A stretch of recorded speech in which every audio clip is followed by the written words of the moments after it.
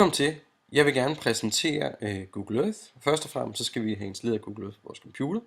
Og det gør vi ved at gå ind og søge på Google Earth Download. Bum. Og så kommer vi ind på Google Earths hjemmeside. Og der kan man ellers downloade det både til PC, Mac eller hvad man nu ellers bruger. Og det gælder til de styresystemer, der er Linux, det gælder til XP, Vista, Windows 7 og OS. Yes. Jeg har allerede installeret, så det kan vi så springe over. Og her har vi så jorden. Så lige zoome ud. Det er et af de værktøjer, vi har. Vi kan zoome ud, og vi kan zoome ind. Derudover der kan vi så flytte vores placering ved at trykke her rundt, eller ved selv at flytte musen rundt, og så holde fast i jordkloden. Vi har endnu en mulighed, og det er, at vi kan skifte vores perspektiv. Vi kan simpelthen vende blikket op, vende blikket ned, og gå lidt til siden. Altså rotere. Det er nogle rigtig, rigtig fine værktøjer til at iagttage vores jordklode. Derudover så har man nogle forskellige værktøjer her. Man har stedsmarkør, polygon, sti, billedoverlegen og rundtur. Derudover så har man noget med historiske billeder. Man har noget med sollys i landskabet. Og så kan man få lov til at se andre planeter og himlen. Og så har man et måleredskab. Måleredskabet kan man bruge til at måle afstanden. Vi kan for eksempel prøve at kigge på, hvor langt er der fra New Zealand til Australien. Lad os bare tage et vilkårligt punkt. Det her punkt, der er der rigtig, rigtig mange centimeter. Vi kan lave det om til kilometer, og så se, der er 2116 kilometer.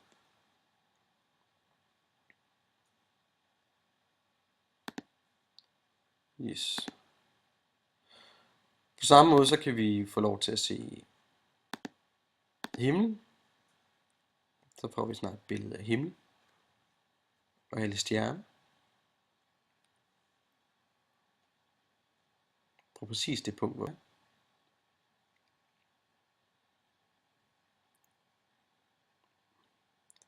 Og der kan man lege rundt i rigtig, rigtig længe.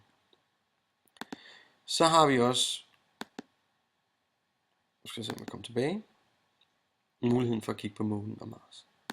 Men jorden er det interessante i geografi, så derfor hopper vi tilbage. Vi ender op samme sted, lige nord for New Zealand. Og jeg vil vise endnu en ting, vi har her.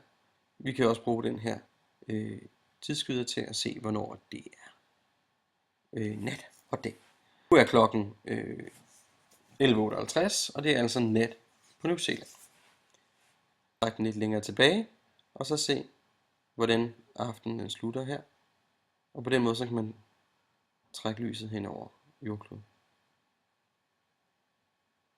når det er nat og dag. Det er meget, meget illustrativt. Yes. Så har vi også mulighed for at gå ind og så se nogle historiske satellitbilleder af verden.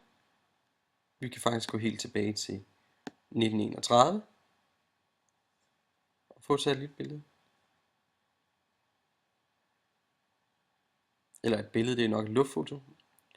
Og vi kan gå frem til 63 her. Og så bliver de stille og stille, mere stille, rolige, mere præcise. Der er altså nogle steder, hvor man kan zoome rigtig, rigtig langt ind. Vi kan lige prøve at se her, hvor langt vi kan komme ind. Der er nok relativt stor chance for, at vi kan komme tæt på enten Auckland eller Wellington. Jeg tror, Auckland er det bedste bud. Og vi kan se, hvordan at hele jordkloden er sammensat af en masse billeder. Enten ortofotos eller satellitbilleder. Ortofotos er altså noget, der er taget med fly. Og som vi kan se, kan vi komme ret tæt på.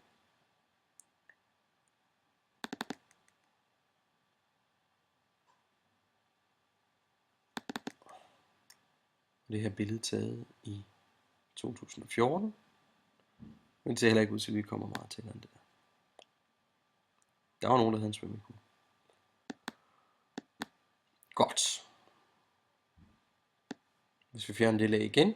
Det er meget nyttigt, hvis man skal se på en eller anden form for udvikling i det område. Så kommer vi tilbage til det her. Vi hopper ud igen. Og så skal vi til at bruge nogle af de andre værktøjer. Vi kan nemlig lave et elevationsprofil. Og det er jo meget nyttigt, hvis man skal kigge nærmere på sådan en dybhavsgrav, som jeg har herovre.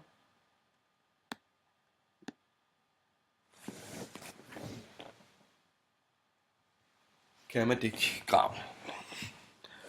Og vi går ind og vælger en sti, kalder vi for Kermadec. Graven. Og så skal vi ellers bare trykke på hver side af graven. Og så skal vi have gjort det, at vi går ind og henter oplysninger. Vi sætter højden til, at den skal være fastgjort ved havbunden. Og OK. Så går vi ind, og så siger vi vis elevationsprofil. Og der har vi elevationsprofil.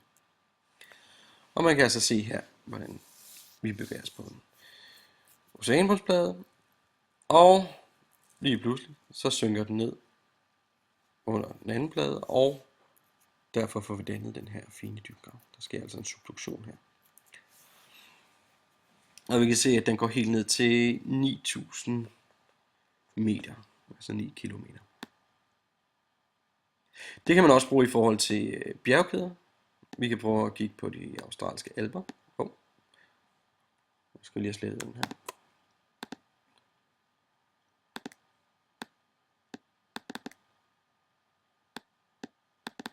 Hvor jeg lige er på vej hen til, ned til de australske alper her. Så.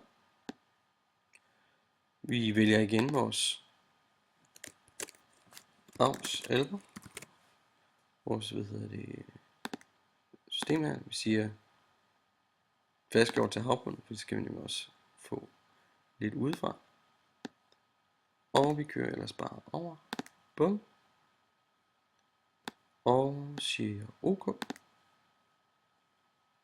Vi går ind og siger vis elevationsprofil. Og vi får det her fra. Så på det her punkt kan man så se, at når vi er ude på havet, her er vi på kontinentalsoklen. Den kan man forresten se hele vejen rundt her. Rigtig, rigtig flot illustreret. Så er vi på minus 92 meter og går helt op til omkring de 1479 meter. For det så falder på den anden side. Derefter.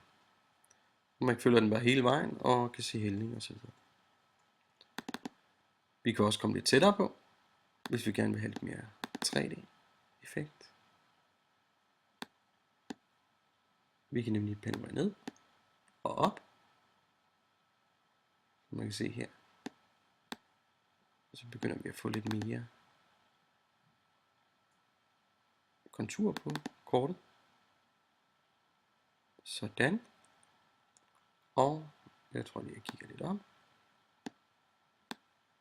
Og der kan man se, hvordan landskabet stiger stille og roligt.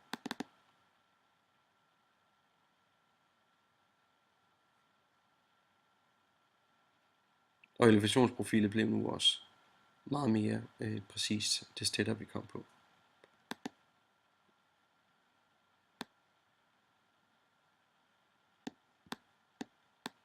Vi kan lige prøve at se, om vi kan få fat i det. Der ligger. Og der var vi. Vi er altså her i starten. Og vi kan trykke op til nogle af de andre. Så lidt højere op. Og der har vi en eller anden form for tinde. Herhen. Igen. Der var så et bjerg. Mount Delusion. Der har de så også valgt at tage nogle forskellige tværprofiler, der er taget fra den anden side.